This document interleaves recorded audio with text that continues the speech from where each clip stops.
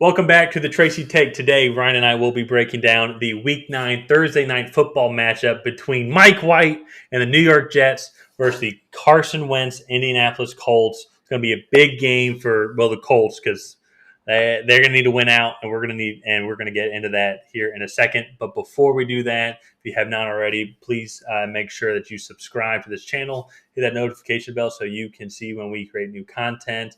Like this video if you like what we're saying. Comment if you disagree, or just really let us know on any of your thoughts. And Ryan, let's get into it. Let's do it. I think many people can say that they lost money last week if they bet on the Bengals-Jets Week 8 football game with Mike White, the future franchise quarterback for the New York Jets. Obviously, I'm exaggerating here. Jets fans, please don't get mad at me, or do if you really like Mike White. Let us know in the comments. I know it's just one game. I think Zach Wilson has been doing fine. I think the team sucks around him. I think it's something similar to what we were talking about with Sam Darnold. But if we're just talking about, if we look at Week 8, I mean, what the hell? Like, what the hell? There were more upsets in Week 8 than I think Week 6 and 7 combined. If you look at the Vegas odds. Yeah. Packers weren't favored on Thursday night. Patriots weren't favored. Jets weren't favored. The Panthers weren't favored. That's already 4. The Giants easily covered the spread if you include Monday night. I know they didn't win, but they covered the spread. Yeah, I think the Texans covered the spread. I think if it was 17 points, the Bills barely covered the spread with like a last second or like a last minute touchdown that was unnecessary to the game. The Steelers weren't favored. I don't think. I don't think the Steelers were favored either. Yeah, Panthers weren't favored. Yeah. Yeah, I mean they were not too favored. Saints weren't favored. That's a big one. But with the New York Jets leading the way, I mean that the New York Jets led the way because that was one. I think it was 11.5 points, and we didn't do a recap video, but that the Jets were like, yeah, there's no way that's not even going to be a game, and they showed up and they played against all odds, and I don't know how it happened, but looking forward to kind of actually horrible helmet call in the fourth quarter that let them run the clock out against the Bengals. That's part of the reason why. But it was atrocious. It was borderline rigged. Borderline rigged. It was that bad. After the episode, you should look it up because it was that bad. Okay. Well, we'll have to do a separate video on roughing the passer and helmet to helmet calls because they've just been getting absolutely ridiculous. I mean, even as a Falcons fan, I would say like Matt Ryan's gotten hit several times where I'm like, that's not a roughing the passer. And then you look, and then with the Buccaneers Saints game as well, they had 3 roughing the passer in a row, none of which we're way off topic. We are way off topic. Yeah. But anyways, that all being said, though, the Jets have 2 wins. Mike White is going to be the starting quarterback, and I want to say they don't have a chance against Indianapolis, but because it's Indianapolis on the road, primetime game.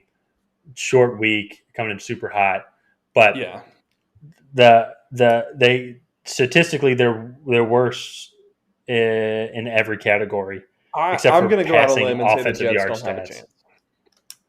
I'm going to go out on a limb and say the Jets don't have a chance, and here's why. The Indianapolis Colts offensive line is healthy. Quentin Nelson is back. I know he's questionable, but he's kind of been questionable since he's come back from his injury. And he is expected to play. I didn't know he played against the Titans last week. Just one thing to keep your eye on. But Jonathan Taylor and the Colts run game is, I don't want to say much more effective than the Bengals, but I think it is more effective than the Bengals in just the fact that offensive line is so much better. Well, and it's much more improved from the first couple weeks on. This team, I will say, I know they're 3-6, but offensively, they seem like they have found a groove. Michael Pittman has really come on as their star receiver. 3-5. You're right. I'm sorry. This is week 9. 3-5.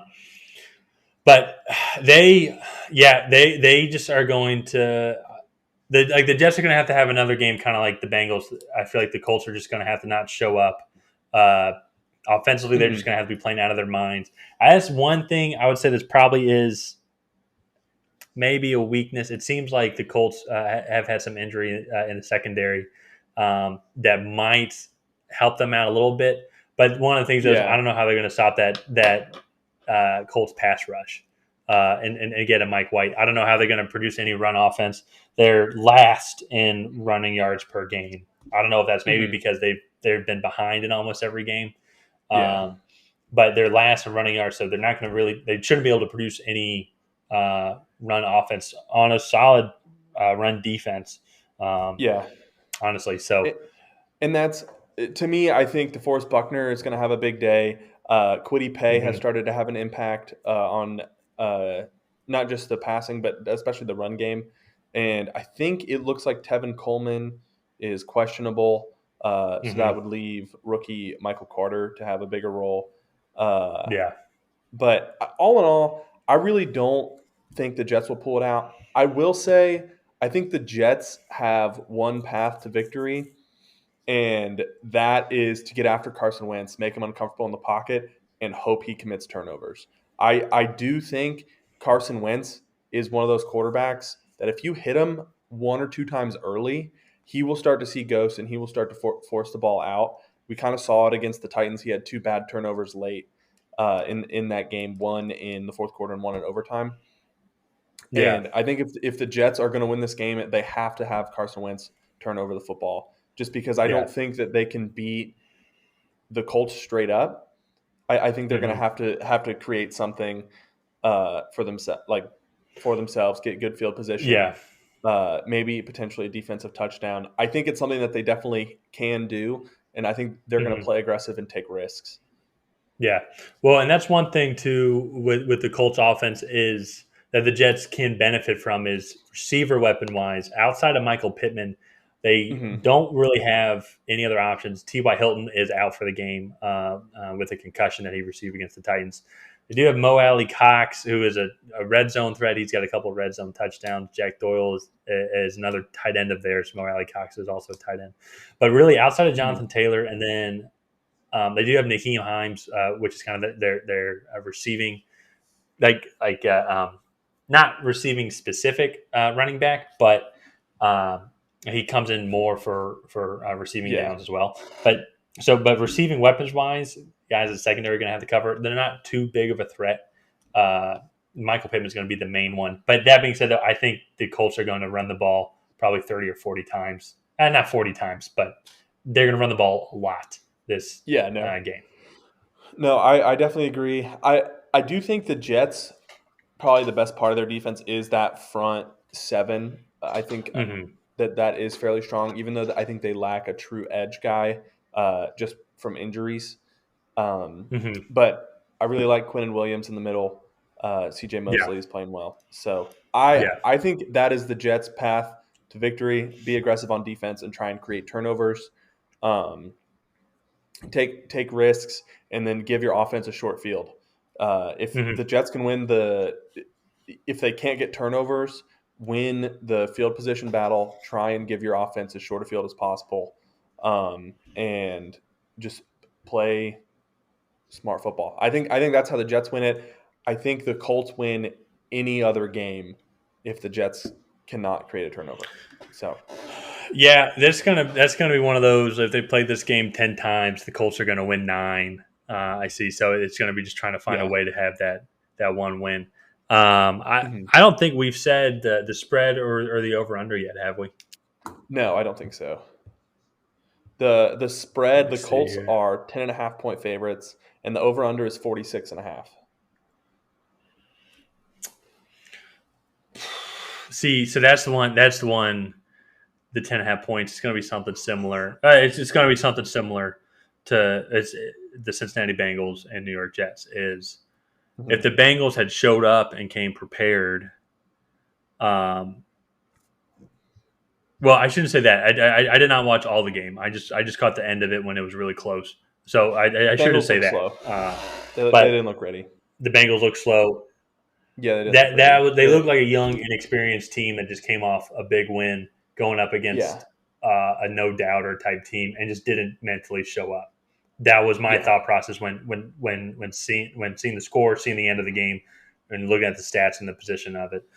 The Colts need to win this game, and so they are going to be ears pinned back and going after everything, trying to make as little mistakes as possible if they want to try and make the playoffs. So that's what makes me lean to actually I think that they're going to cover the spread, and I also think that they just match up so well against this team.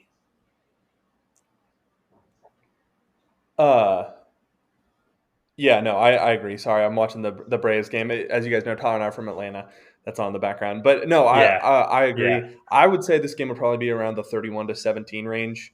I just think I don't know if the Colts defense is necessarily good enough to stop them all the time, and I think the Jets will be able to put up some points.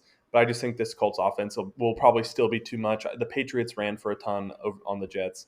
The running backs had 3 touchdowns that day. So I think the Colts will ultimately pull this one out 31-17. Okay. I like it. I like it. So, but all in all, I think that's going to do it for this episode of the Tracy Take. If you guys have not already, please go ahead and like and subscribe. Leave a comment down below on who you think is going to win Thursday Night Football, and we will see you guys next time.